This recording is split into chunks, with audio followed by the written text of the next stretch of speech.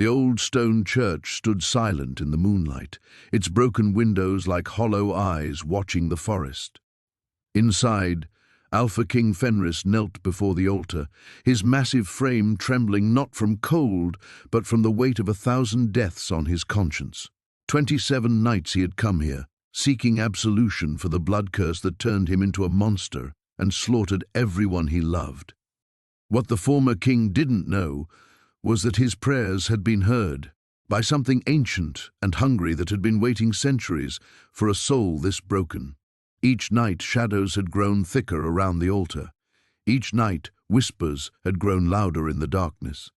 The entity feeding on his guilt had been growing stronger, preparing to claim not just his soul but his body. Tonight, on the 28th night, it would finally reveal itself, and Fenris would discover that some prayers are answered by demons wearing angels' faces. The question that would haunt him forever: was his suffering worth the terrible price of redemption? Before we jump back in, tell us where you're tuning in from, and if this story touches you, make sure you're subscribed, because tomorrow I've saved something extra special for you. Fenris pressed his forehead against the cold stone floor, his claws, still stained with phantom blood, scraping against the weathered tiles. The familiar weight of grief settled over him like a shroud as he whispered the same prayer he'd spoken for 27 nights. "Forgive me," he breathed, his voice barely audible in the cavernous space. "I never wanted this. I never wanted any of this." The curse had come without warning 3 months ago. One moment he'd been addressing his pack council about territorial disputes with neighboring wolves. The next, a searing pain had ripped through his skull as ancient magic flooded his veins. When the crimson haze lifted, he stood alone among the bodies of everyone he'd ever loved. His beta Marcus with his throat torn out, his sister Elena's lifeless eyes staring accusingly at the vaulted ceiling, and worst of all, his mate Lydia crumpled against the far wall where his monstrous strength had hurled her. The memory sent fresh waves of agony through his chest. He'd searched for answers in every grimoire, consulted every witch and shaman who would speak to him, but the curse remained a mystery. All he knew was that something had possessed him, turned him into an unstoppable killing machine, and then vanished as quickly as it came. A soft rustling echoed from somewhere behind him. Fenris lifted his head, golden eyes scanning the shadows between the broken pews. Nothing moved, yet something felt different tonight. The air itself seemed to pulse with anticipation. "Please," he continued his prayer, forcing his attention back to the altar. "If there's any way to undo what I've done, any sacrifice I can make." The temperature in the church plummeted. His breath began to mist as frost spread across the stone walls with impossible speed.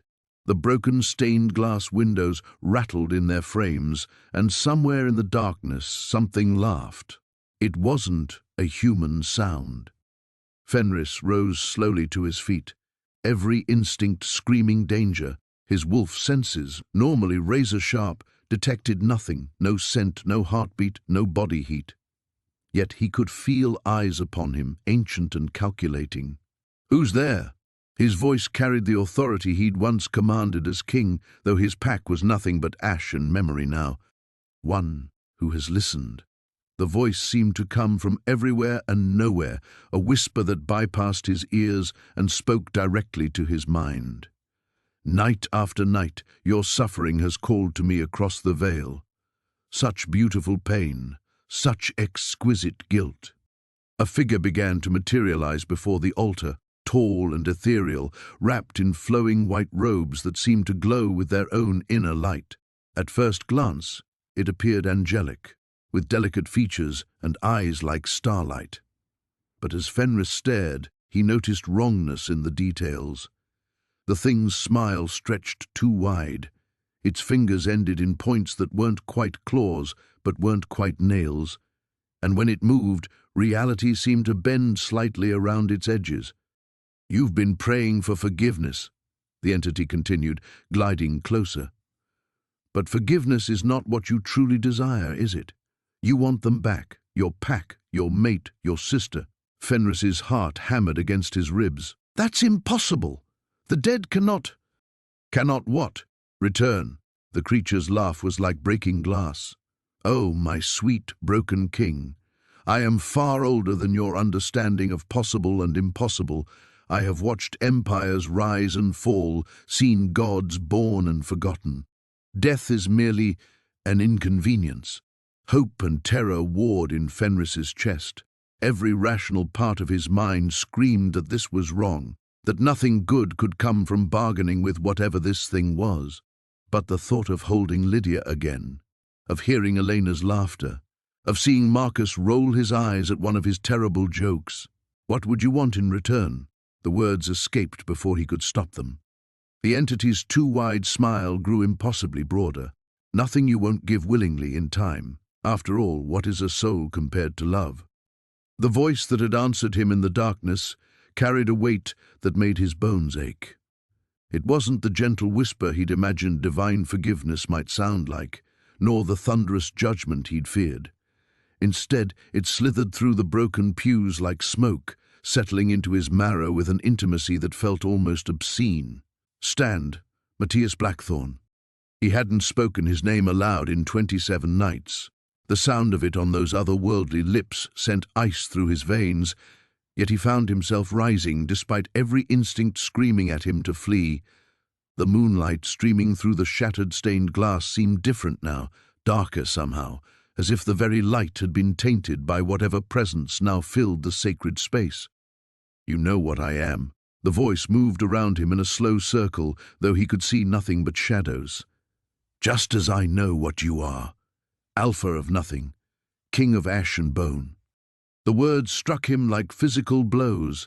His pack's faces flashed before his eyes, Sarah with her fierce green eyes and protective snarl, Marcus whose laugh could fill any room, little Emma who'd been barely 18 when she'd earned her first hunt scars. All dead because of his pride, his refusal to submit to the territorial demands of the Northern Pack. "I deserve whatever punishment." "Punishment?" The presence laughed, and the sound was like crystal breaking in reverse, sharp fragments reforming into something beautiful and terrible. "Oh, my dear beast, you misunderstand. I am not here to punish you." The temperature in the church dropped until his breath misted in the air. Frost began to form on the abandoned prayer books scattered across the floor. "Then what do you want?" "The same thing you want, the same thing you've been begging for every night since you crawled into my sanctuary, bleeding and broken and utterly magnificent in your despair." Movement in his peripheral vision made him turn. For just an instant, he glimpsed something that made his heart stutter. A flash of pale skin, the curve of a woman's bare shoulder disappearing behind a pillar. The scent that reached him was intoxicating, foreign yet familiar, like midnight jasmine mixed with something darker. "Show yourself." His voice came out rougher than intended, the wolf rising in response to this mysterious predator. "I am showing myself. You're simply not ready to see." Footsteps echoed against stone, deliberate and graceful. "Tell me, Matthias, what would you give to undo that night? To have your pack breathing and warm in your arms again?" The question was a knife twisted in his chest. "Anything. Anything?" The voice carried closer now, almost conversational.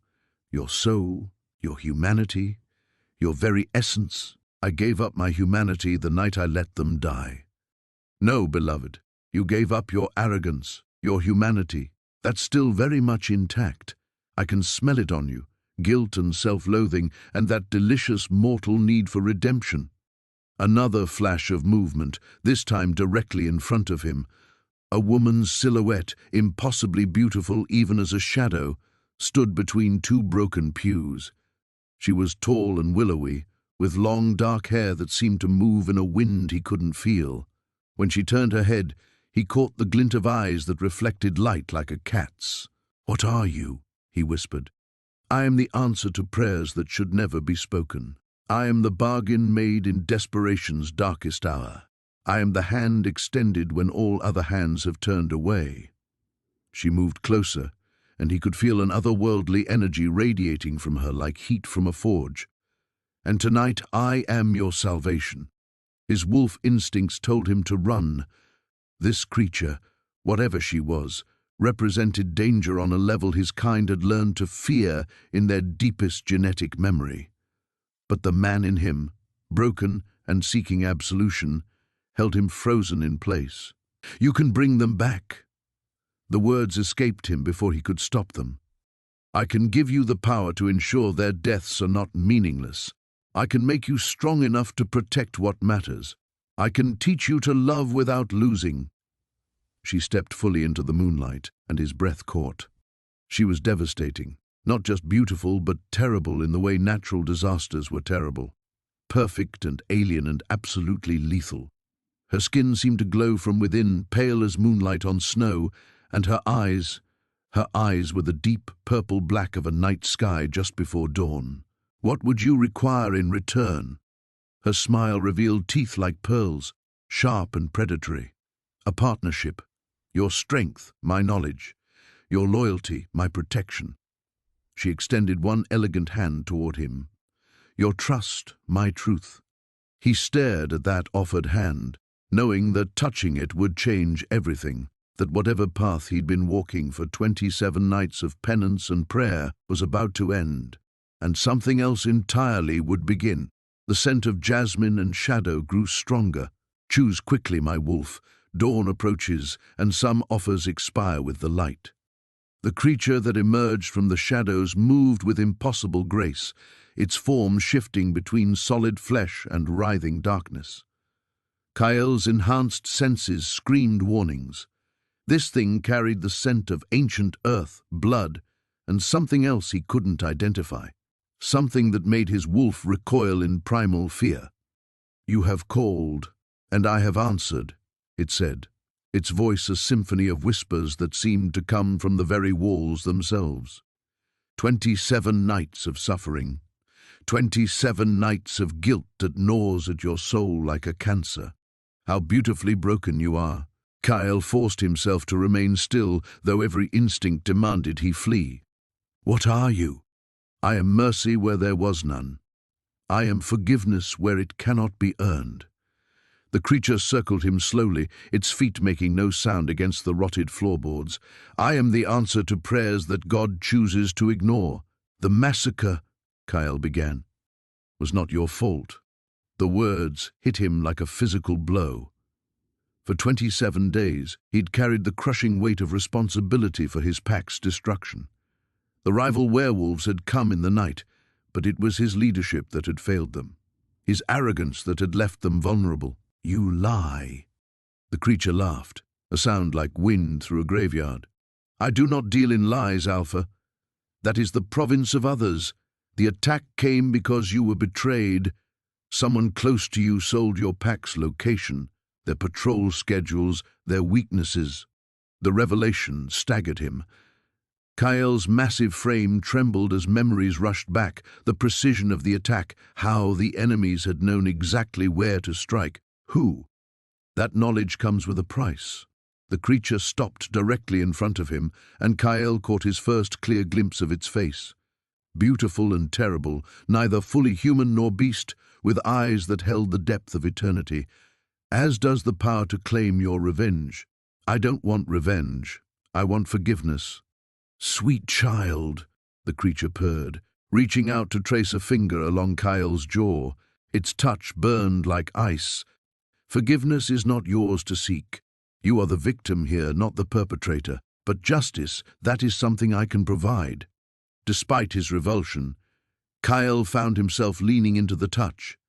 For so long he had carried his burden alone, and here was something offering to share the weight.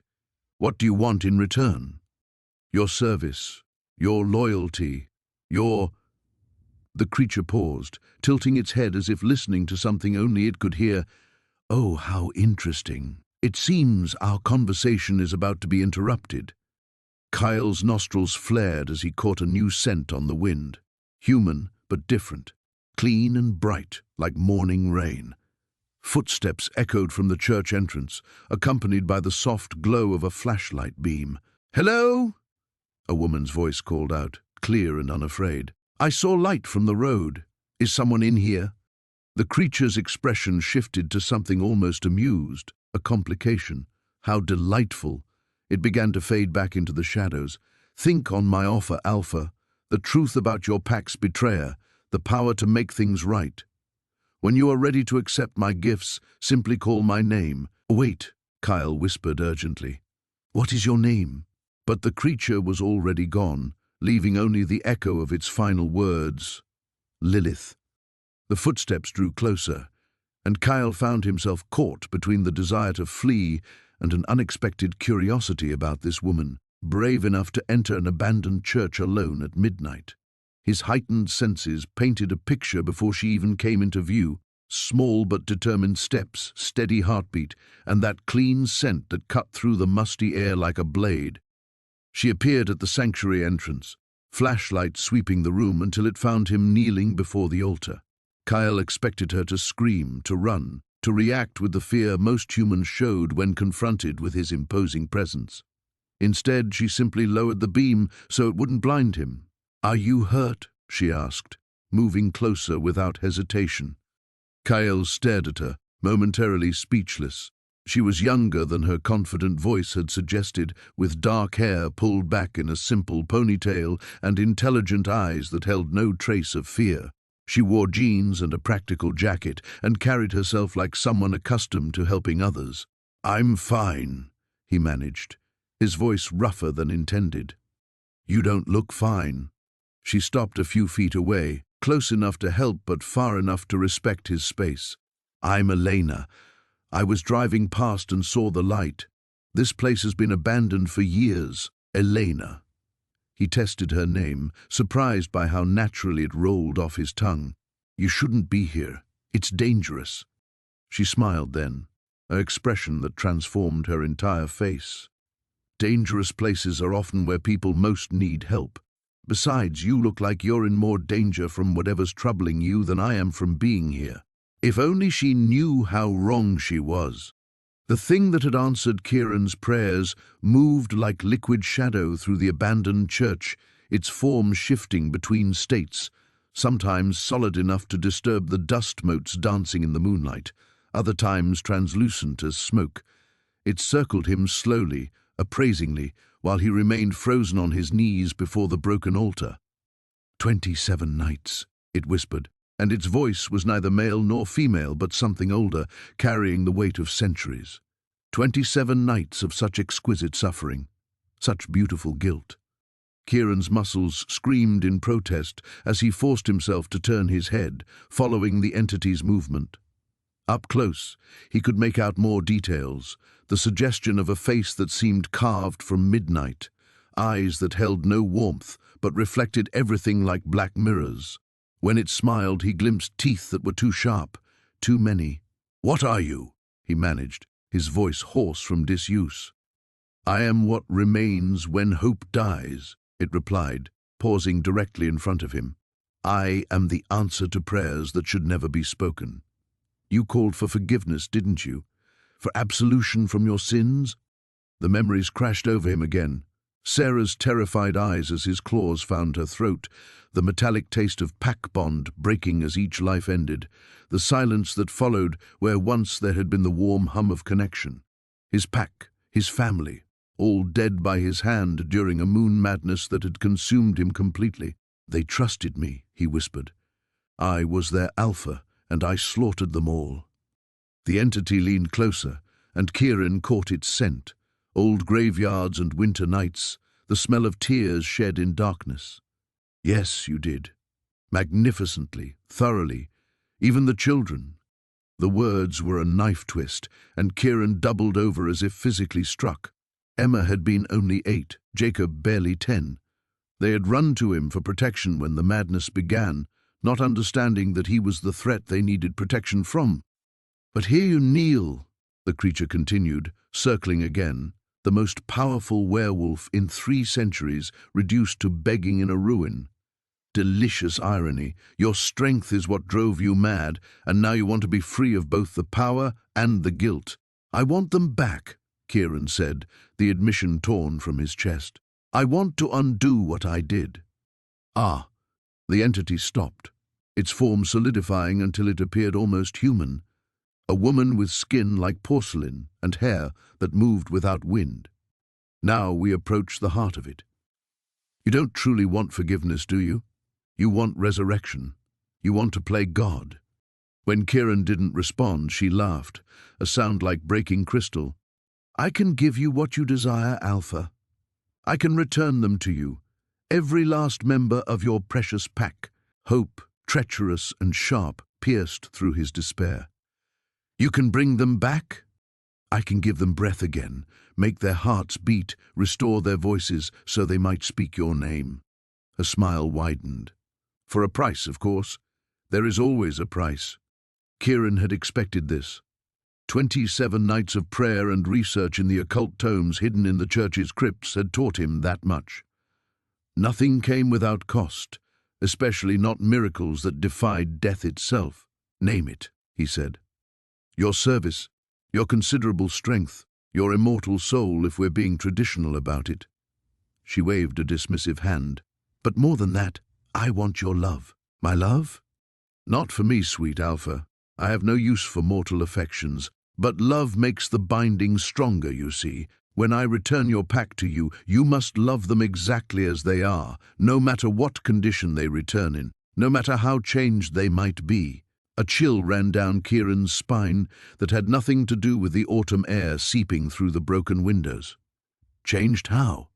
"Death leaves marks, dear one, especially violent death.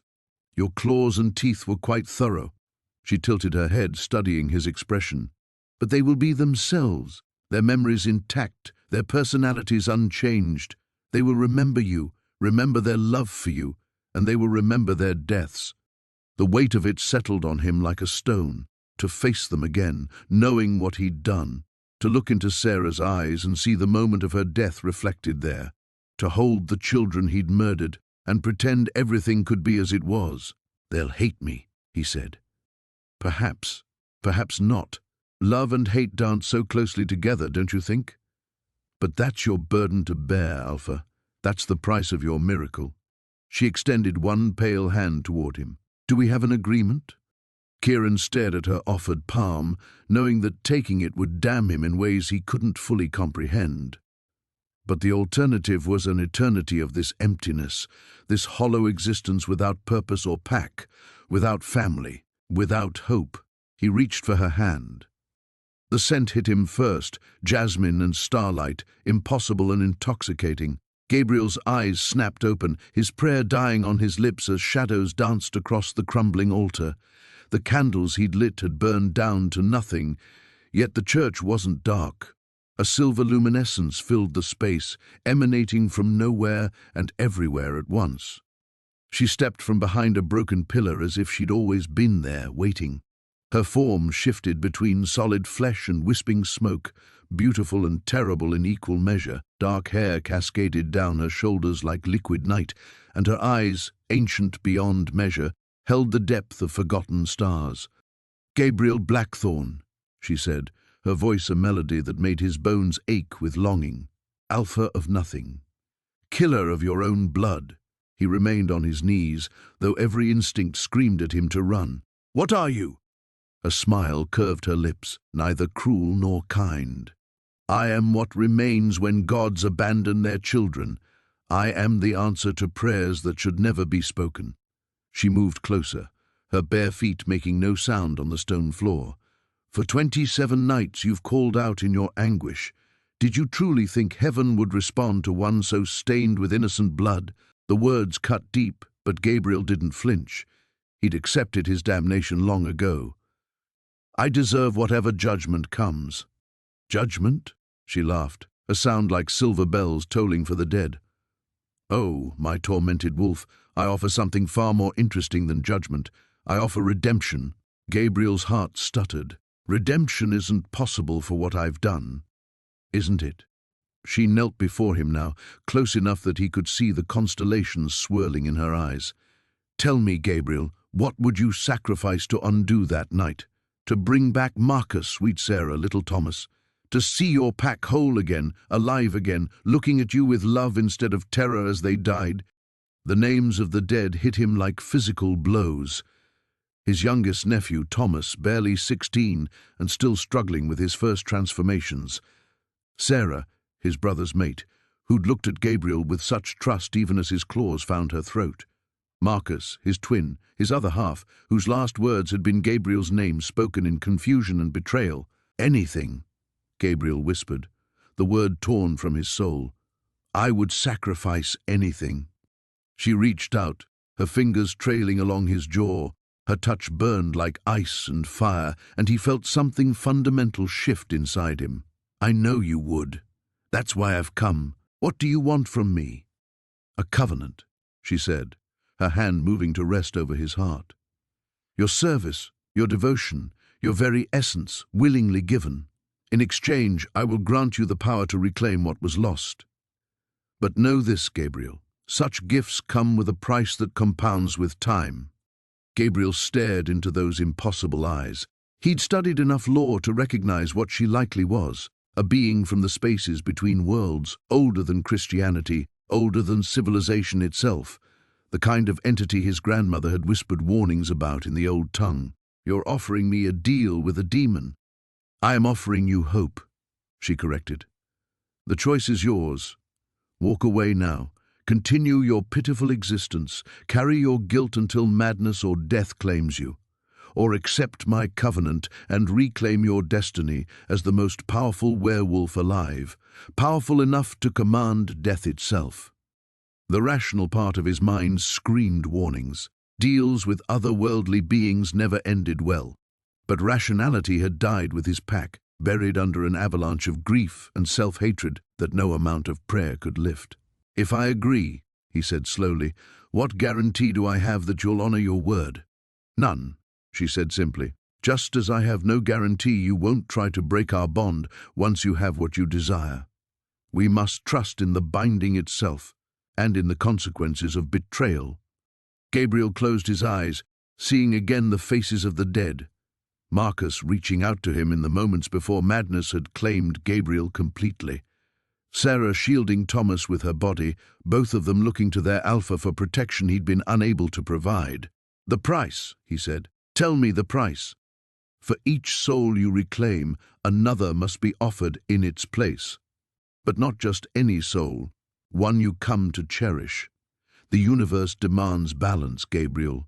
Life for life, love for love. Her fingers traced patterns on his chest that seemed to burn themselves into his very essence.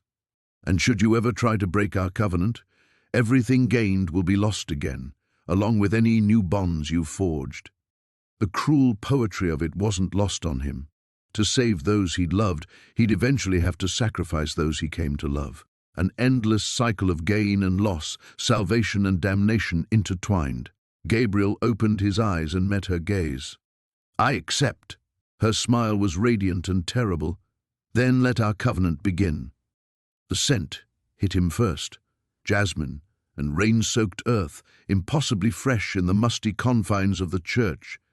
Kieran's eyes snapped open, his prayer dying on his lips as something stirred in the shadows beyond the altar. For 27 nights he had been alone with his guilt and the crumbling saints. Tonight felt different. She emerged from darkness like a figure carved from moonlight itself. Her skin held an otherworldly luminescence, pale as winter snow but somehow radiant.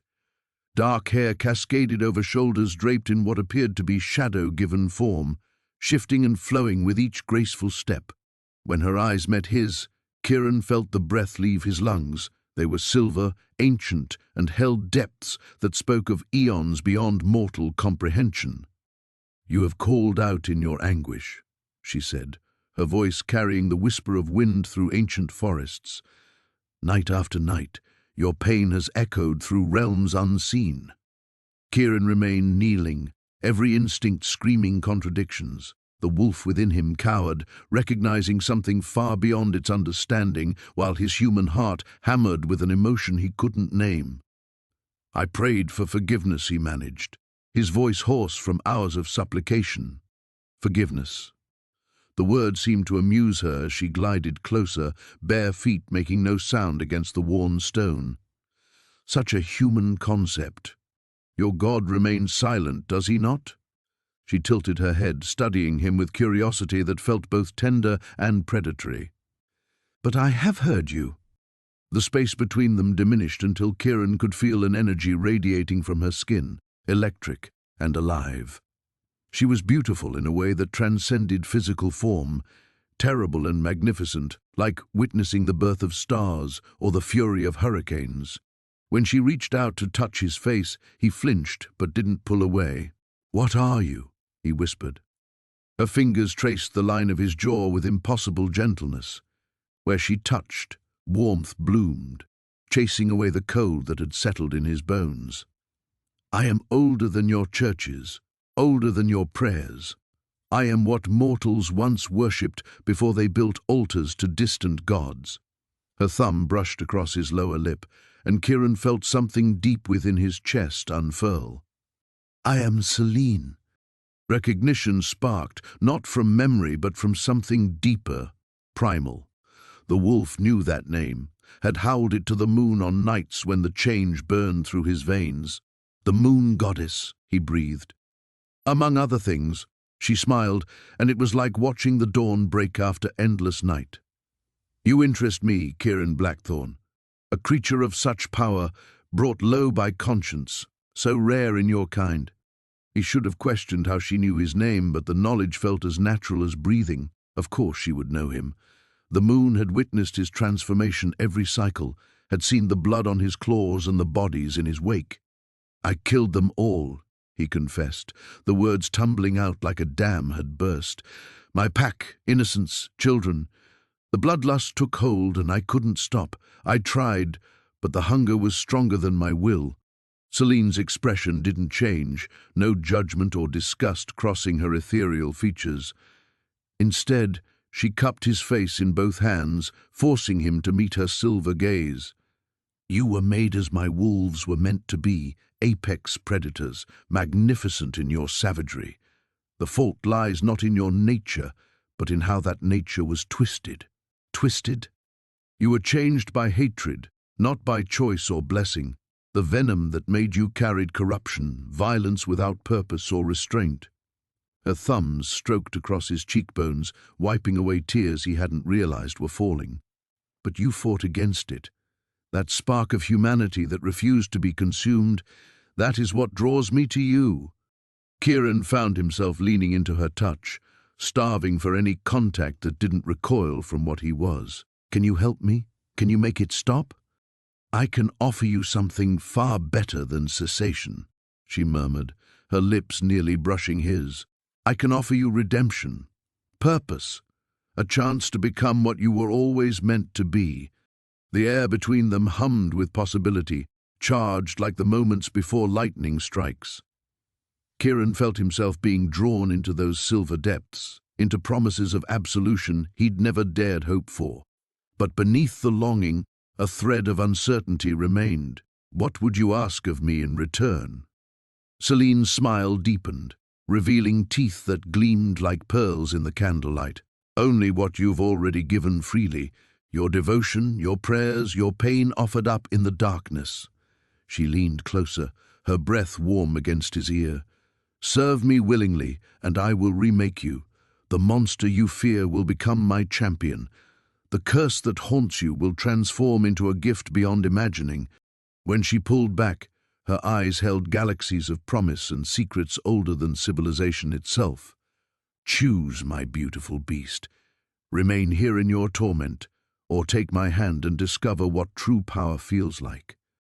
The woman moved through the ruined church like liquid shadow, her bare feet making no sound on the broken stone. Gabriel remained frozen in his kneeling position, every instinct screaming at him to run, while another part of him, a deeper, more primal part, urged him to submit completely to whatever she was. "You smell of death and grief," she said, circling him slowly. Her voice carried an accent he couldn't place, something ancient and flowing. 27 nights of it, soaked into your very bones. Who are you?" The words scraped from his throat like gravel. She laughed, and the sound made the remaining stained glass windows shiver in their frames. "Names have power, Wolf, but you may call me Lydia, if it comforts your mortal mind." She stopped directly in front of him, close enough that he could smell her, wildflowers and copper, moonlight and decay. "The question is, who are you?" "Really?" Gabriel's jaw clenched. "I told you, I'm nothing." No. Her hand shot out with impossible speed, fingers tangling in his dark hair and yanking his head up to meet her gaze. Her eyes were completely black now, like staring into the void between stars.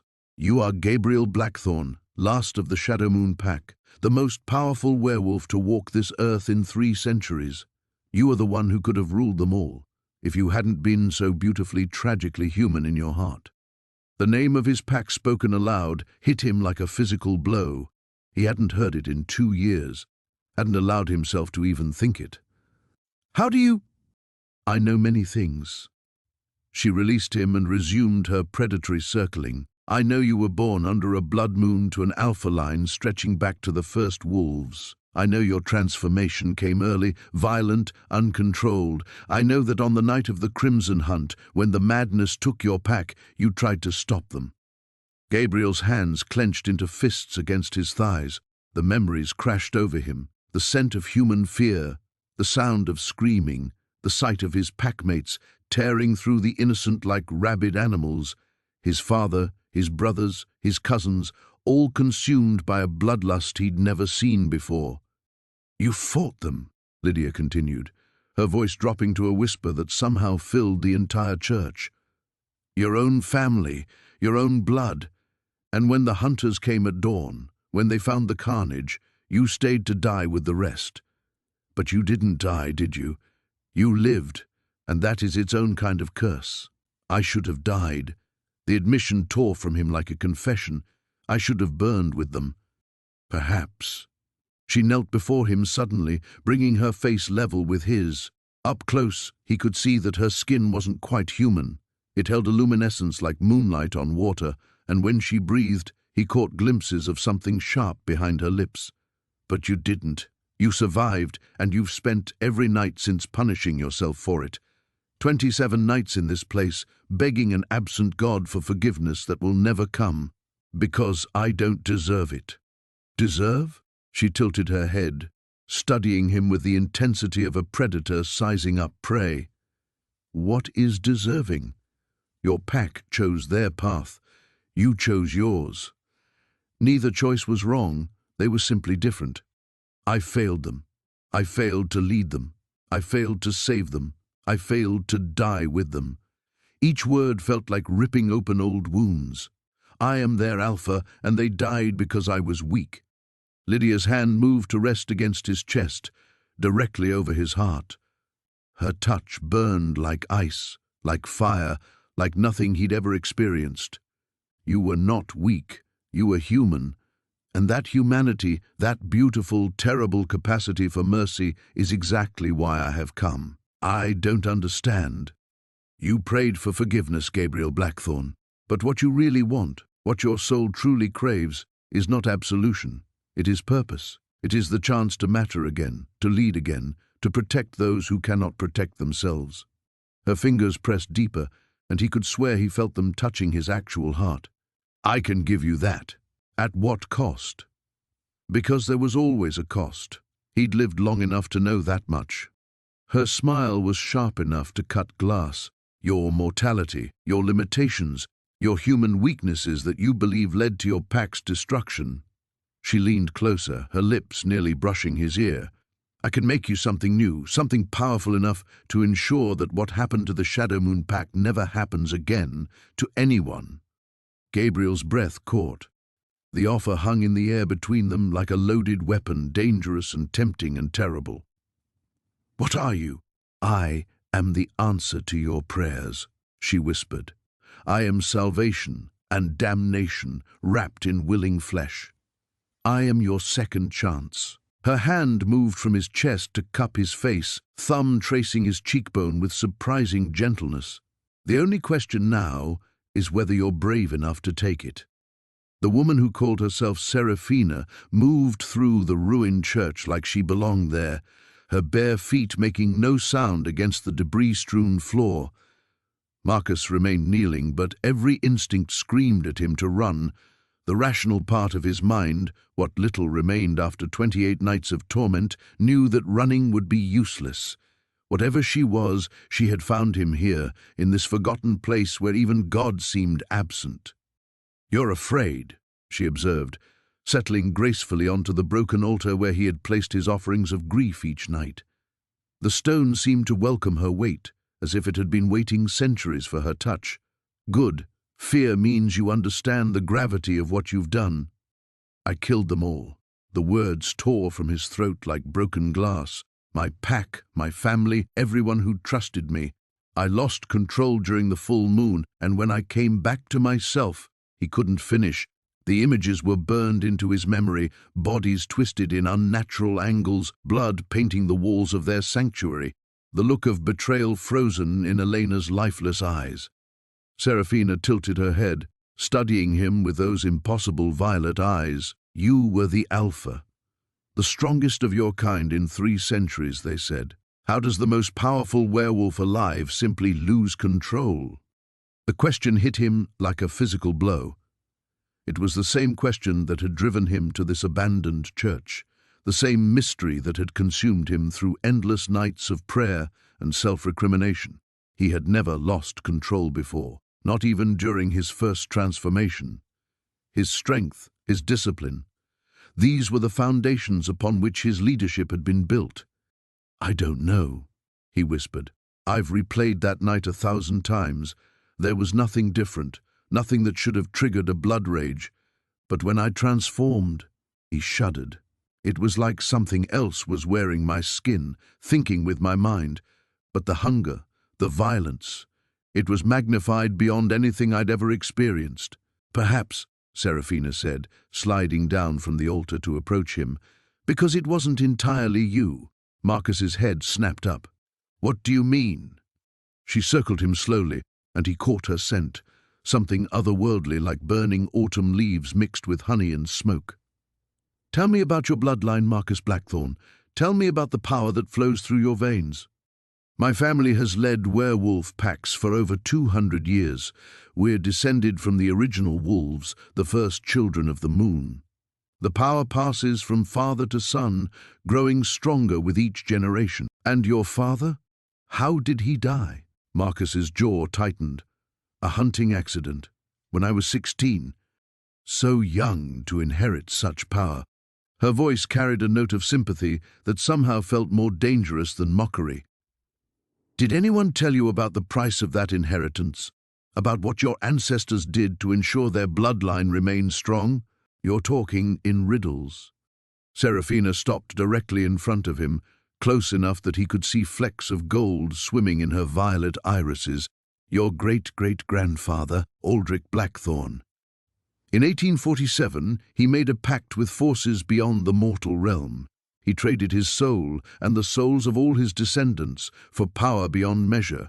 Each generation would be stronger than the last, but eventually the debt would come due. The church seemed to grow colder around them.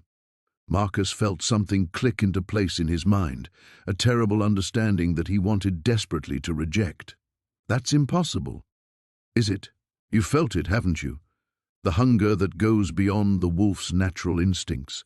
The rage that feels almost sentient, like something separate from yourself. It's been growing stronger since you became Alpha, feeding on your power until it was strong enough to take control. Marcus thought of Elena's final moments, how she had reached for him even as his claws found her throat, how some part of him had watched in horror while another part, something that felt both foreign and intimately familiar, had reveled in the slaughter. The debt came due that night, Serafina continued. Your pack was the final payment, their souls, their life force, absorbed into the darkness that your ancestor invited into your bloodline. Then why am I still alive? The question came out as barely a whisper.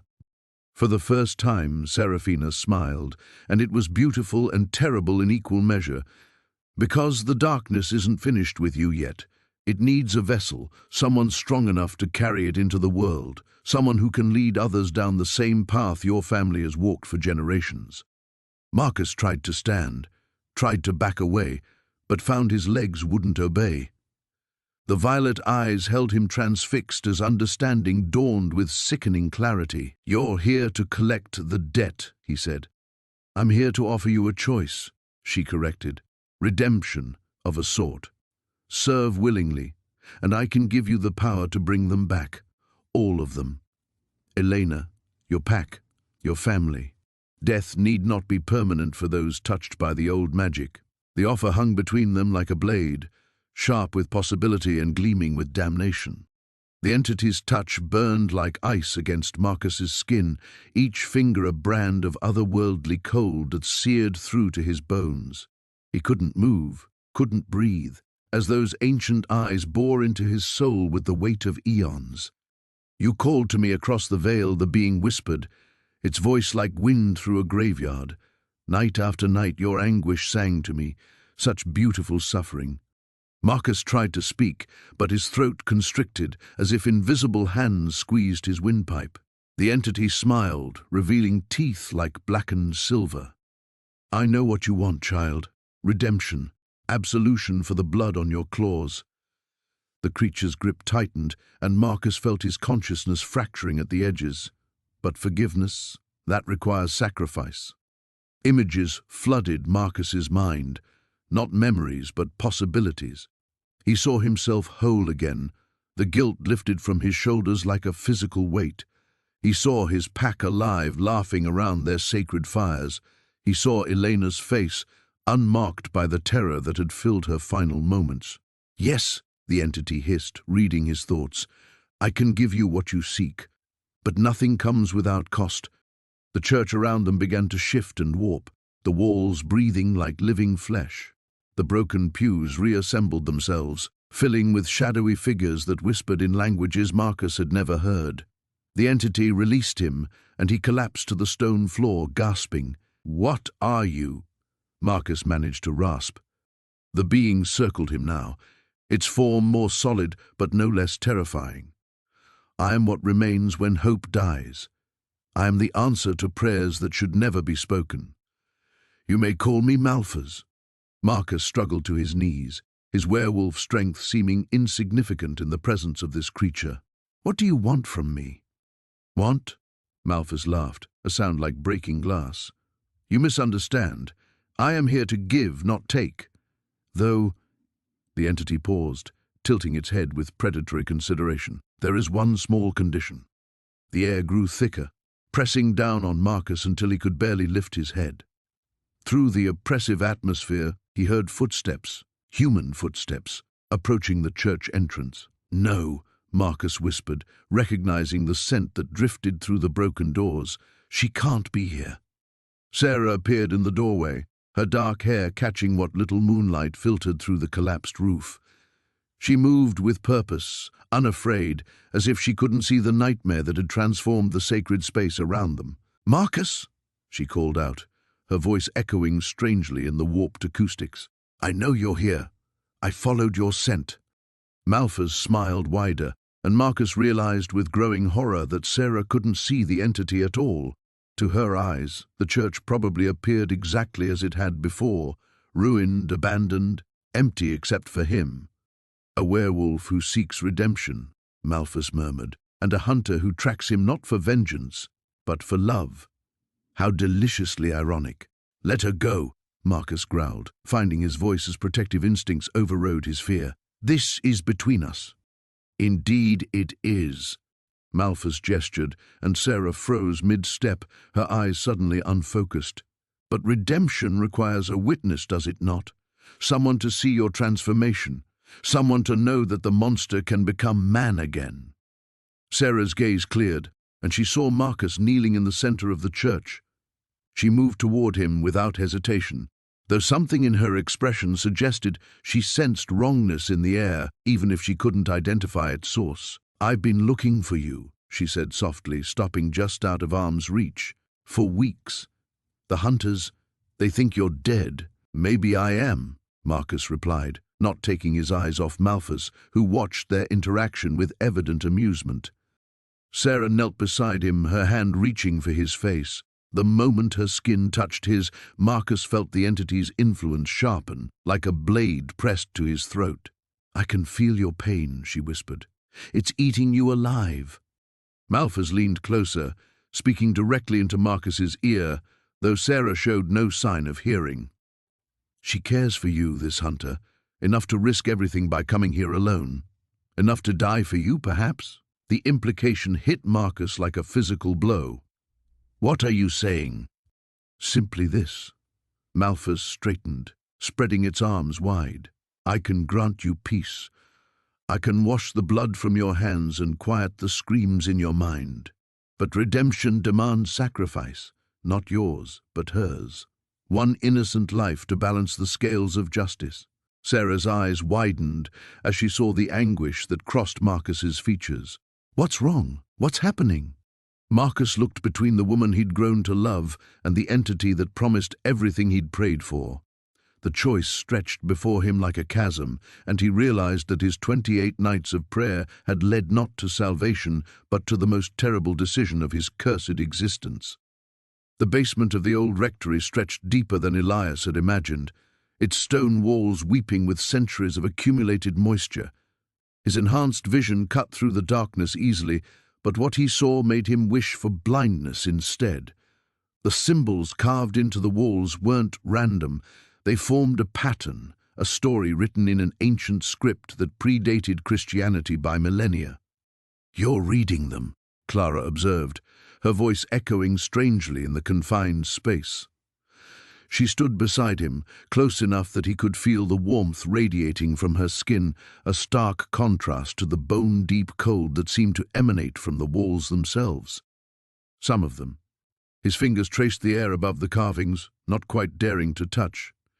This section speaks of binding, of calls answered across vast distances, of prices paid in blood and sorrow. The entity within him stirred, and for a moment Elias felt its satisfaction like honey coating his throat. It had been waiting for this discovery, had perhaps guided them here through whispers so subtle he'd mistaken them for his own intuition. Clara pulled out her phone, its LED flash casting harsh shadows that made the symbol seem to writhe. "We need to document this. Father Rodriguez should see—" No, the word came out harsher than he'd intended. "The priest has suffered enough. This knowledge," he gestured at the walls, "some things are better left buried." But even as he spoke, his eyes continued to devour the ancient text. The story it told was both familiar and horrifying. A creature of immense power, cast down and imprisoned by forces that no longer walked the earth.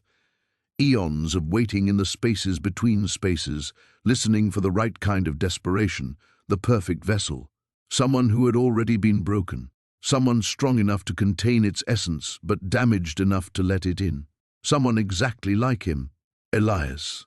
Clara's hand found his arm, her touch burning through the fabric of his shirt. "Your eyes are doing that thing again." He blinked, focusing on her face. The golden glow faded from his vision, but he could still feel the entity's presence, stronger now, more defined. It was pleased with their progress. "We should leave," he said, but his feet remained rooted to the spot. The symbols seemed to pulse with their own inner light, and he found himself reading deeper into the wall's revelation. The binding requires 3 elements: the vessel, the covenant, and the catalyst. What kind of catalyst? The answer formed in his mind before he could stop it, delivered in a voice that wasn't quite his own. A willing sacrifice. Someone pure enough to serve as an anchor, binding the entity to this realm permanently. Clara stepped back, her eyes wide. "That wasn't you talking." "No." He turned to face her fully, noting how the shadows seemed to reach for her, how the temperature had dropped another degree. "Clara, you need to run. Now. Get as far from me as possible and don't look back." Instead, she moved closer, her chin lifted in that stubborn gesture he'd come to know so well. "I'm not abandoning you. We can fight this thing." The basement suddenly felt smaller, as if the walls were pressing inward. The symbols began to glow with a sickly phosphorescent light, and Elias could hear something moving in the darkness beyond their small circle of visibility. Not rats or insects, but something that whispered his name with voices like breaking glass. "The binding is almost complete," he continued, fighting against the entity's growing influence with every word. 28 nights of preparation, of wearing down my defenses, and now it has what it needs to anchor itself permanently in our world. Clara's hand moved to the silver cross at her throat. Then we destroy the symbols, break the pattern. It's too late for that. The entity's pleasure washed through him like a tide. The moment you followed me down here, the moment you chose to stay despite the danger, that completed the covenant. Your faith, your purity, your willingness to sacrifice yourself for someone you barely know. It's exactly what was needed. The whispers grew louder, and Elias could see shapes moving just beyond the reach of Clara's phone light. Ancient things that had been waiting as long as their master, hungry for the chance to walk in flesh again. But Clara surprised him. Instead of running, instead of begging or crying, she smiled, a fierce expression that transformed her entire face. "You're assuming I came down here unprepared." She pulled something from her jacket pocket, and Elias felt the entity recoil in genuine alarm for the first time since their bonding began. In Clara's hand was a small vial filled with what looked like ordinary water, but the entity's reaction told him otherwise. "Holy water?" he asked. "Something much older than that." Her smile widened. "It seems I'm not the only one who's been keeping secrets." The scent hit Marcus like a physical blow. Wild honey and storm winds, achingly familiar yet somehow transformed. His enhanced hearing caught the whisper of bare feet against broken glass before he saw her emerge from the shadows between the pews. Lydia. She moved with fluid grace, her dark hair cascading over shoulders that gleamed pale in the moonlight streaming through the shattered stained glass. But something was wrong. The warmth that had always radiated from her amber eyes was gone, replaced by an otherworldly luminescence that made his skin crawl even as his heart raced. "Hello, Marcus." Her voice carried the same melodic cadence he remembered, but underneath lay something vast and cold. "You've been waiting for me." He rose slowly from his knees, every instinct screaming danger even as relief flooded through him. She was alive. Somehow, impossibly, she was alive. Lydia. Her name was a prayer on his lips. "How? I saw you die. I held your body." She smiled, and the expression was achingly beautiful and utterly wrong. "Death is such a limiting concept, don't you think? Your prayers were quite moving, by the way. Such devotion, such delicious guilt." The way she said those last words made him take an involuntary step back. This was Lydia. He could smell her, see the familiar curve of her lips, the way she tilted her head when she spoke. But the presence that watched him from behind her eyes was ancient and hungry. "You're not her." The words tasted like ashes. "I am everything she was, and so much more." She moved closer, and he caught the scent of decay beneath the honey-sweet fragrance. "I wear her memories like jewelry, Marcus. Her love for you burns so bright within me. Would you like to feel it?" She reached for him, and he saw that her fingernails had grown into talons, black as obsidian. Where her feet touched the floor, frost spread across the ancient stone. "What are you?" "I am the answer to your prayers." Her laugh was wind through a graveyard. "You begged for forgiveness, for a chance to undo what you had done. I have given you exactly that. By wearing her face, rage built in his chest, hot and familiar. By desecrating her memory, by giving you what you want most." She was close enough to touch now, and despite everything, his traitorous body responded to her nearness. "She's in here, Marcus. Every moment you shared, every whispered endearment, every stolen kiss in the moonlight, I can give them all back to you." Her hand brushed his cheek, and the touch was ice and fire. For a moment, he felt Lydia's true presence, her actual soul, trapped and screaming behind this thing's eyes. The sensation lasted only an instant before the entity reasserted control. "Let her go." His voice dropped to the growl of an alpha. "Whatever you want from me, take it. Leave her out of this." "But she asks what I want from you." The thing wearing Lydia's face circled him slowly, predatory. "Your guilt called to me across the veil, sang such a sweet song of despair.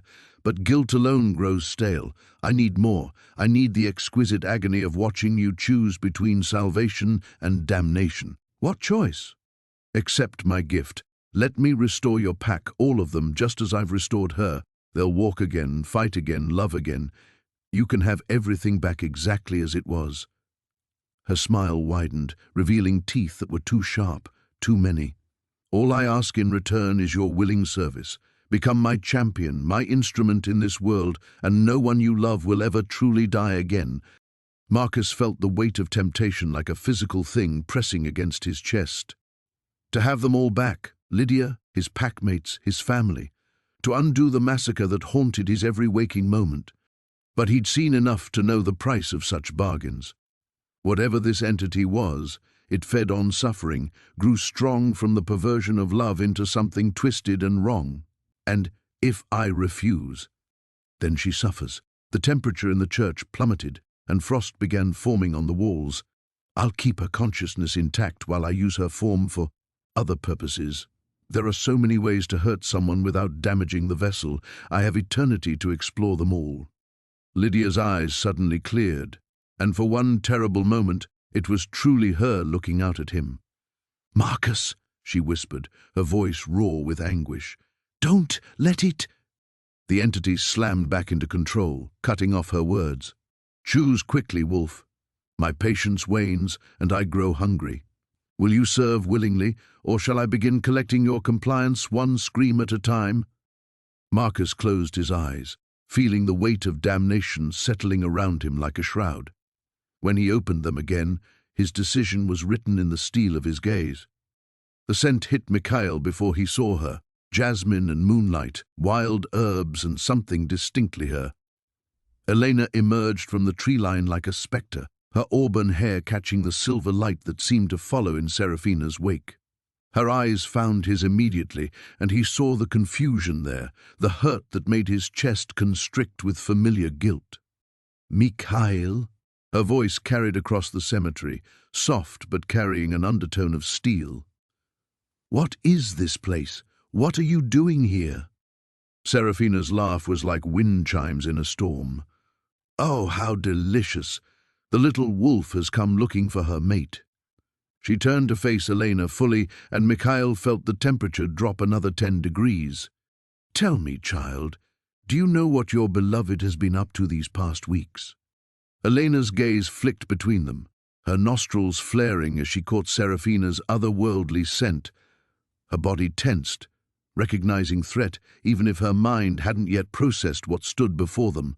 "Mikhail, who is this?" "She needs to leave," Mikhail said, his voice hoarse. "Elena, you shouldn't be here. This place is perfectly safe for her," Serafina interrupted, circling Elena like a predator. "After all, she's not the one who begged for my intervention. She's not the one who offered herself to powers beyond her comprehension." Those ancient eyes fixed on Elena with predatory interest. "Though she is rather lovely, I can see why you'd want to protect her." Elena's hand moved instinctively to her hip, where Mikhail knew she kept a silver blade. The gesture was subtle, practiced. She'd learned to be careful in their world. Protection from what? "Mikhail, what have you done?" The question hit him like a physical blow. What had he done? He'd sought redemption and found damnation. He'd tried to atone for one massacre and potentially enabled countless others. The weight of it threatened to crush him. "He made a bargain," Serafina said sweetly. "Your mate was so consumed with guilt, so desperate for absolution, that he called out to any power that would listen. And I, being the generous creature I am, answered." Elena's eyes widened, the pieces clicking into place. "The church. You've been going to that ruined church every night." Her gaze found his, and he saw the exact moment she understood. "You made a deal with her." "I had to," Mikhail said, the words tearing from his throat. "Elena, you don't understand what I did to my pack, what I'm capable of when I lose control. You needed to trust me." The pain in her voice cut deeper than any silver blade. "You needed to talk to me instead of making deals with—" She gestured at Serafina, her upper lip curling in disgust. "What are you, exactly?" "I am many things," Serafina replied, her form seeming to shift in the moonlight. "Older than your kind, older than his. I am consequence and choice, power and price. and your mate owes me a debt that grows more interesting by the moment. Elena stepped closer to Mikhail, and he caught her scent again, home and safety and everything good he'd thought he'd lost forever. What kind of debt? Service, Serafina said simply. His considerable strength, his legendary ferocity, his absolute loyalty. All in exchange for the peace he so desperately craved. She tilted her head, studying Elena's reaction, though I begin to suspect he may have found that peace elsewhere. Mikhail felt something shift in his chest, a warmth that had nothing to do with Serafina's power. Elena was here, despite the danger, despite everything. She'd tracked him down because she refused to give up on them. The deal is with me, he said, stepping slightly in front of Elena. She has nothing to do with this. Oh, but she has everything to do with it, Serafina said, her smile widening to show teeth too sharp, too white. Love changes things, doesn't it? Makes obligations more complex. Tell me, Mikhail, if I asked you to hunt her pack, would you do it? If I commanded you to tear out her throat with your own claws, would your loyalty to me override your love for her? The question hung in the air like poison. Mikhail felt Elena's sharp intake of breath, felt her hand brush against his back in a gesture of support that nearly broke him. That wasn't part of our agreement, he growled. Agreements evolve, Serafina said, as do the parties involved. You came to me broken, seeking redemption for the blood on your hands. But now, she gestured elegantly at Elena, now you have something to lose again, something that makes you vulnerable. Elena moved to stand beside him, her chin raised in defiance, despite the fear he could scent on her. Then you'll have to go through both of us. Serafina's laughter echoed through the cemetery, and somewhere in the distance, something howled in response. The screaming started at dawn. Marcus jerked awake from his restless sleep against the church wall, his enhanced hearing picking up the distant sounds of terror echoing through the valley below. Through the cracked stained glass windows, he could see smoke rising from the village, thick, black columns that spoke of more than simple house fires. Sarah was nowhere to be found. He'd fallen asleep watching her pace the altar, muttering in that ancient language that made his bones ache. The binding circle remained etched into the floor, but it was empty now. The candles reduced to cold puddles of wax. The air still thrummed with residual power, making his skin crawl. "Sarah!" His voice echoed through the empty church, but only silence answered. Marcus burst through the church doors and shifted mid-leap, his massive wolf form hitting the ground running. He bounded down the hillside toward the village, his paws finding purchase on loose stones and dead grass. The scent hit him before he reached the first house. Blood, fear, and something else. Something wrong. The village square was a scene from a nightmare. Bodies lay twisted in unnatural positions, their faces frozen in expressions of absolute terror. But there were no wounds, no signs of violence. They looked as though they'd simply stopped, as if something had reached inside them and snuffed out their life force like candles. Marcus shifted back to human form, his bare feet silent on the cobblestones as he moved between the corpses. Men, women, children, the thing that had done this showed no discrimination. An elderly woman sat slumped on her doorstep, a basket of bread still clutched in her lifeless hands. A child's wooden toy lay abandoned in a puddle that reflected the smoking sky. Beautiful, isn't it? He spun around to find Sarah standing behind him, but she wasn't the same woman who had comforted him through his nightmares.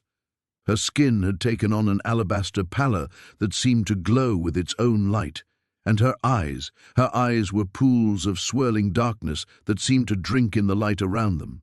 The air around her shimmered with heat distortion, as if reality itself bent in her presence. "You did this. It wasn't a question." She smiled, and her teeth were sharp now, predatory. "I did what you asked, my love. I gave you what you needed. I never asked for this." Marcus gestured at the carnage surrounding them. "These people were innocent." "Innocent?" Sarah laughed, a sound like breaking glass. "There is no such thing as innocence, Marcus. There is only power and the will to use it. You begged for forgiveness, but what you truly wanted was absolution through strength, the power to ensure this never happens again." She moved closer, and Marcus caught the scent of sulfur and burnt offerings clinging to her skin. "I can give you everything you've ever dreamed of. No more guilt, no more weakness, no more watching the ones you love die because you weren't strong enough to protect them." This isn't what I wanted. But even as he said it, Marcus felt the lie stick in his throat, because part of him, a dark, hungry part that had grown stronger with each sleepless night, whispered that maybe it was. "Your pack died because you hesitated," Sarah continued, circling him like a predator stalking wounded prey. "Because you clung to human morality instead of embracing what you truly are. I can strip that weakness away, Marcus. I can make you into something that will never know defeat." She reached out to touch his face, and her skin was fever-hot against his cheek. Where her fingers made contact, he felt something respond deep in his chest, a darkness that had always lived there, held in check by conscience and love. Now it stirred, eager and hungry. "The binding wasn't to summon me," she whispered, her breath like smoke against his ear. "It was to bind us together. I am part of you now, and you are part of me.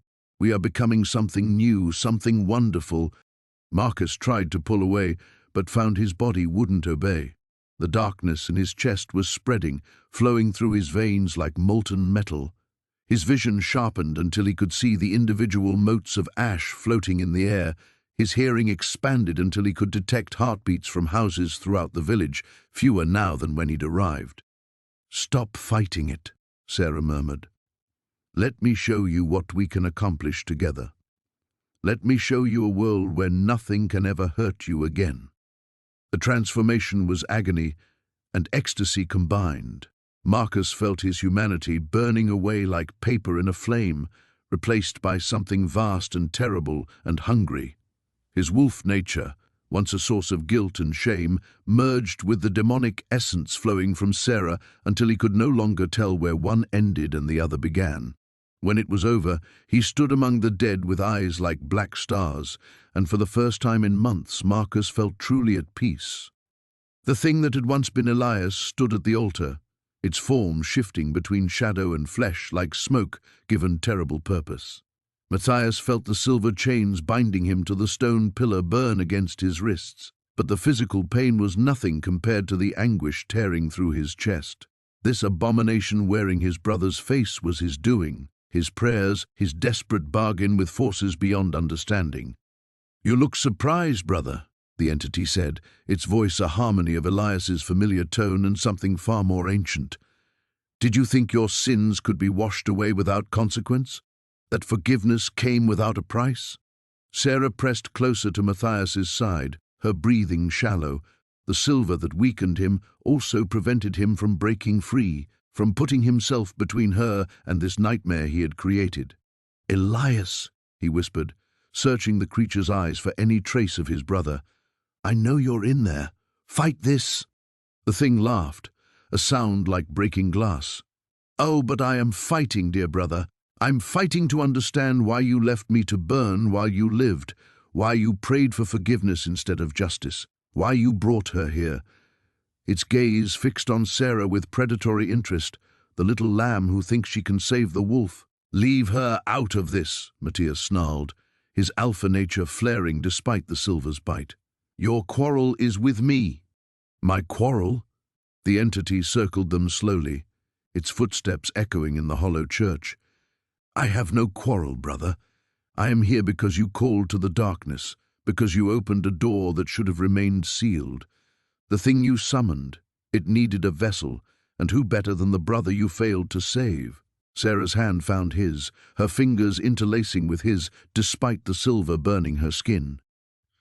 "What does it want?" she whispered.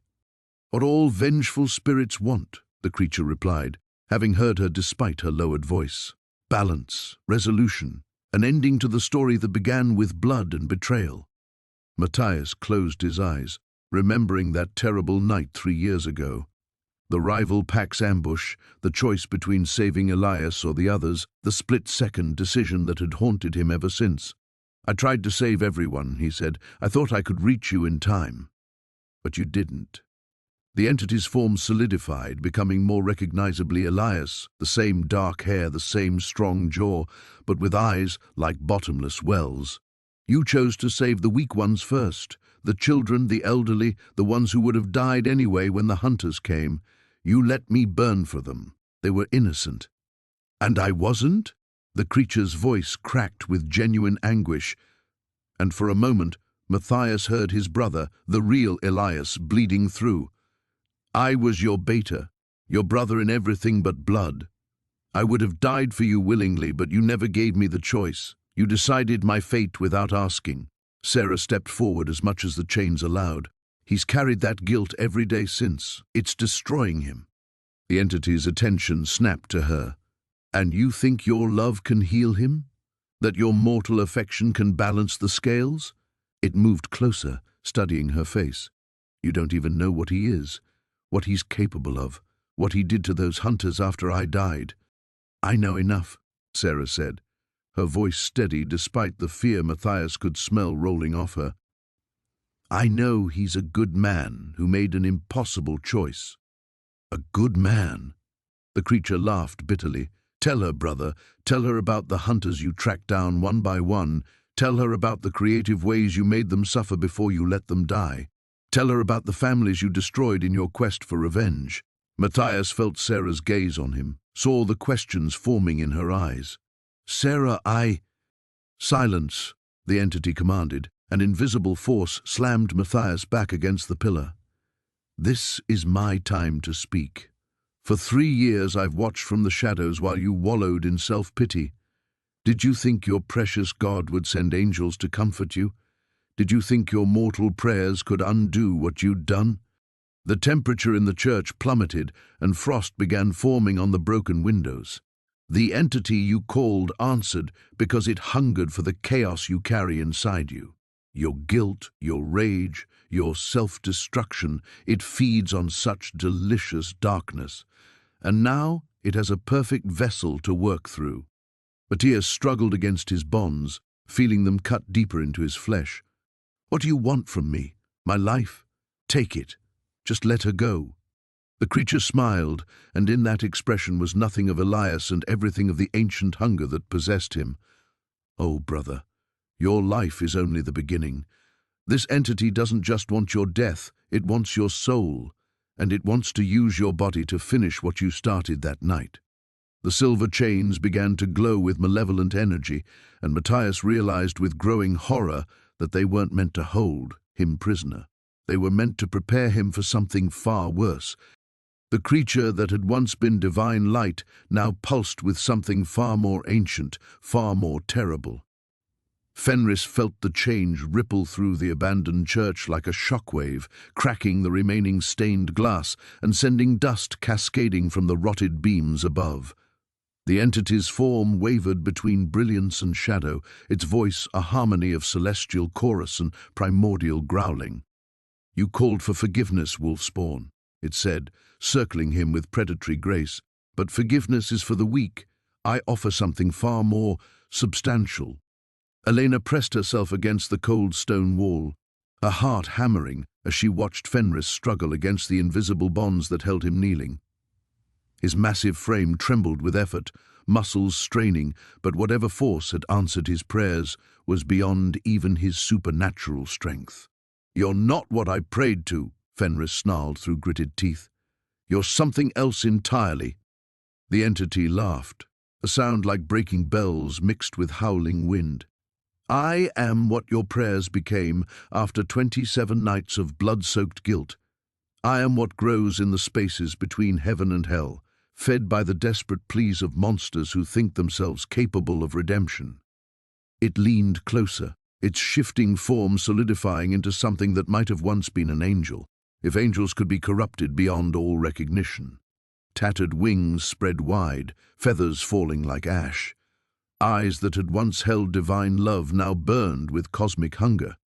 Your pack, it whispered, and suddenly the air filled with phantoms, wolves in their human and lupine forms, pale and accusatory, surrounding Fenris in a circle of the dead. They trusted you, followed you, died because of your pride.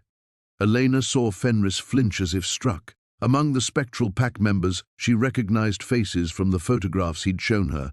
Sarah, barely 18, her throat torn open. Marcus, his oldest friend, missing half his skull. The pups, so young they'd never learned to fully shift, their small bodies broken and still. "Stop," Elena whispered, but her voice was lost in the supernatural wind, now whipping through the church. "You led them into battle against the Covenant knowing it was a trap," the entity continued, its voice growing stronger with each accusation. "You could have retreated, could have saved them, but your arrogance demanded blood for blood." "I know what I did," Fenris growled, his yellow eyes blazing with pain and fury. "I came here to atone for it." "Atonement?" The creature laughed again, and the sound made Elena's teeth ache. "There is no atonement for genocide, no forgiveness for leading children to slaughter, but there is justice." The phantom pack began to move, circling closer to Fenris with jerky, unnatural movements. Their eyes were black holes in their pale faces, their mouths moving in silent screams or accusations Elena couldn't hear. "Join them," the entity commanded. "Take your place among the dead. Let your guilt consume you as it has consumed me, fed me, made me strong enough to breach the barriers between realms." No, the voice was Elena's, stronger than she'd expected. She stepped away from the wall, moving toward Fenris despite every instinct screaming at her to run. "That's not justice, that's just more death." The entity's attention snapped to her like a physical blow. "The mortal speaks. How precious. Tell me, little lamb, what would you know of justice? You who have never killed, never failed those who trusted you." "I know that he spent 3 years destroying himself over this," Elena shot back, surprising herself with her boldness. "I know that real justice isn't about adding more corpses to the pile." She reached Fenris and dropped to her knees beside him, placing her hands on his shoulders. His skin was burning hot, fever-bright with the entity's influence. "And I know that whatever you are, you're not interested in justice at all. You're hungry." The creature's form solidified further, revealing a face that was beautiful and terrible in equal measure. "Clever little mortal. Yes, I hunger. I feed on guilt, on self-destruction, on the exquisite agony of those who know they deserve damnation. And your wolf has been such a feast." "He's not your wolf," Elena said firmly. "He's mine." The words hung in the air like a challenge. Fenris looked at her with wide eyes, his struggles against his bonds ceasing for a moment. The phantom pack hissed and recoiled as if her declaration had burned them. "Yours?" The entity laughed, but there was less certainty in it now. "You would claim a monster, a killer, a failure who led innocents to their deaths?" Elena met the creature's burning gaze without flinching. "I would claim a man who spent 3 years trying to find redemption, who saved my life without asking for anything in return, who kneels in abandoned churches because he loves his pack so much that losing them is killing him by inches." She turned to Fenris, cupping his face in her hands. "I love you," she whispered, "all of you, the monster and the man." The cathedral bells tolled midnight as Ilara pressed her back against the cold stone wall, watching Marcus pace like a caged animal before the altar. 3 days had passed since the entity had revealed its true nature, and she could see the war raging within him with every tortured step. "It's getting stronger," he said without looking at her, his voice rough with exhaustion. Dark circles shadowed his eyes, and his hands trembled slightly, a sight that sent ice through her veins. Marcus never trembled. "When did you last sleep?" she asked, though she already knew the answer. He hadn't closed his eyes since the revelation, too afraid of what dreams the entity might send. "Sleep is a luxury I can't afford." He stopped pacing, gripping the back of a splintered pew. "It whispers constantly now, Ilara. Even when I'm awake, I can feel it crawling through my thoughts like poison." She moved closer, ignoring the warning growl that rumbled in his chest. The sound wasn't entirely his anymore, she realized with growing horror.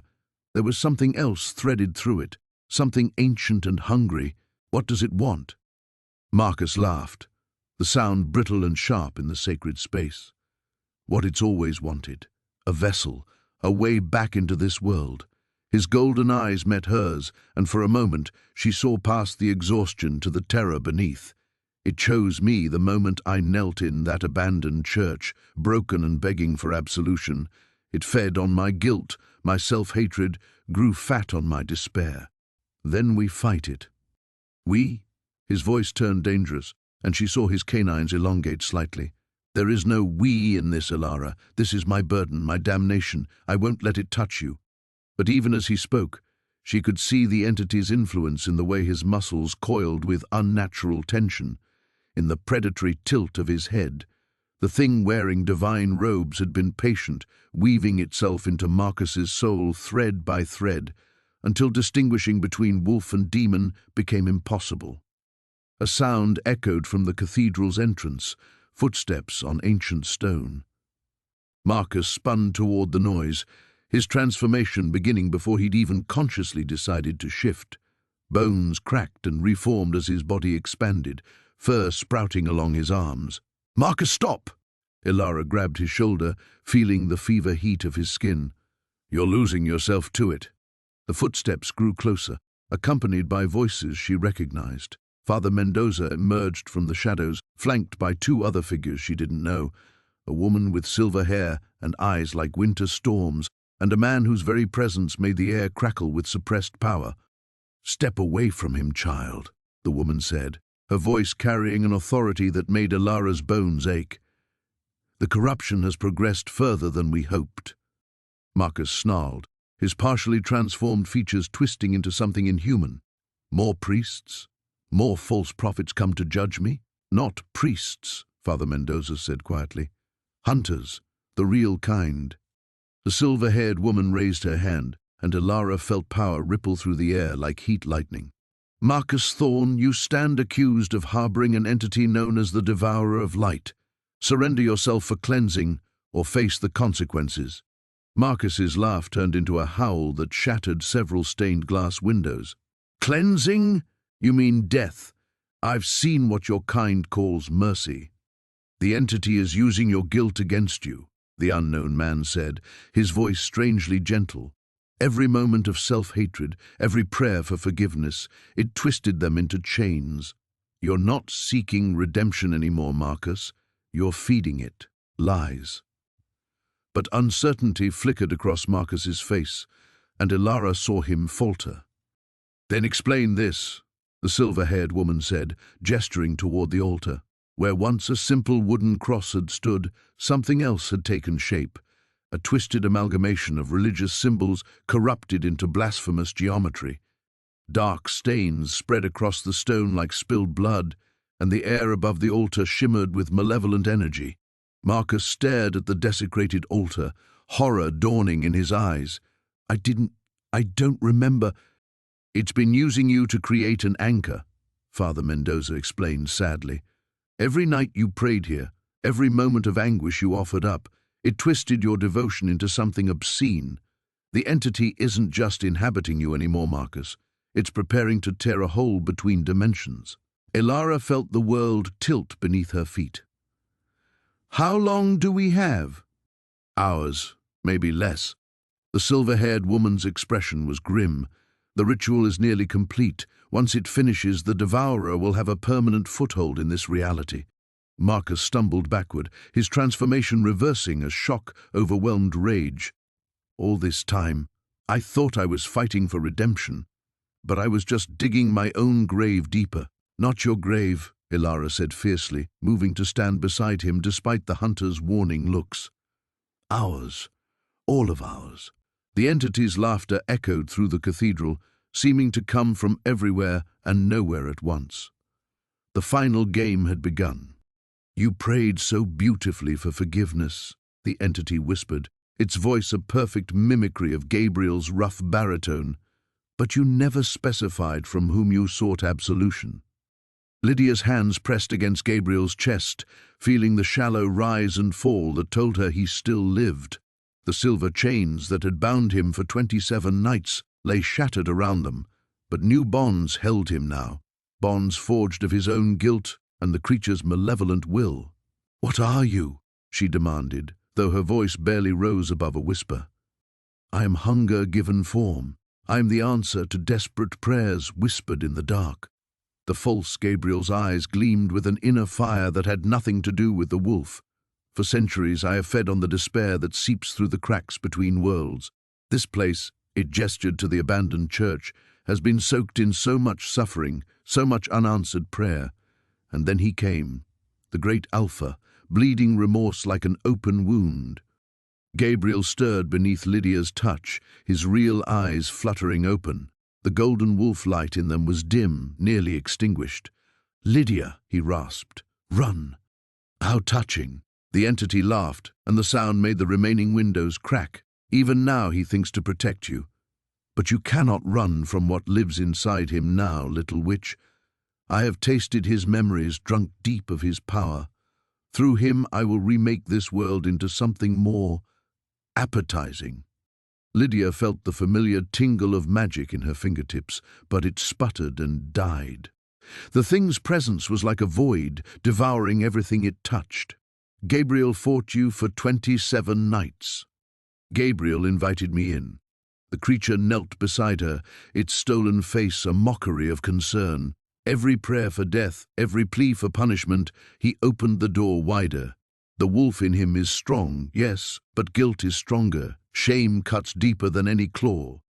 Through their bond, Lydia felt Gabriel's anguish like a physical blow. The memories the entity had stolen played out between them, the night of the massacre, the moment everything went wrong. She saw it now through his eyes, the rival pack's ambush, Gabriel's rage consuming him until he could no longer distinguish friend from foe. His own pack members falling beneath his claws as the beast took control. "You were protecting them," she whispered, understanding flooding through her. "They used your pack as bait." Gabriel's hand found hers, fingers trembling. "Doesn't matter. I killed them. My family, Your pregnant mate," the entity finished with cruel delight. "She called your name as you tore out her throat. Delicious despair." The words hit Gabriel like physical blows, and Lydia felt him beginning to slip away, retreating into the dark corner of his mind where the monster waited to consume what remained of his soul. But in that shared memory, she saw something else the entity had missed, something hidden beneath the horror and self-recrimination. Love. Not just the love Gabriel had felt for his lost pack, but the love that blazed between them now, fierce and unbreakable despite everything. "You're wrong," Lydia said, rising to her feet. The entity wearing Gabriel's face tilted its head, curious. "You think you understand despair, but you're just a scavenger. You feed on the leftovers of real emotion. Careful, little witch. I could snuff out your life with a thought." "But you won't." She stepped closer, her heart hammering against her ribs. "Because you don't understand the one thing that makes us human, makes us real. We don't just carry our darkness. We carry our light too, and love burns brighter than any hunger." She knelt again beside Gabriel, pressing her lips to his forehead. Through their bond, she poured everything into him, her love, her faith, her absolute certainty that he was more than his worst moment. The entity recoiled as if burned. "No," it snarled, Gabriel's stolen features twisting into something inhuman. "I am his salvation. I am what he prayed for." "You're what he thought he deserved," Lydia corrected. "But I know what he actually deserves." Gabriel's eyes snapped open, blazing with golden fire. The wolf was rising, but not the mindless beast that had destroyed his pack. This was the true Alpha, tempered by suffering and reforged by love. He sat up slowly, power radiating from him like heat from a forge. "Get out of my head," he growled, the entity's stolen face contorted in rage and fear. "You cannot cast me out. I am part of you now." "Then you're part of us both," Lydia said, taking Gabriel's hand.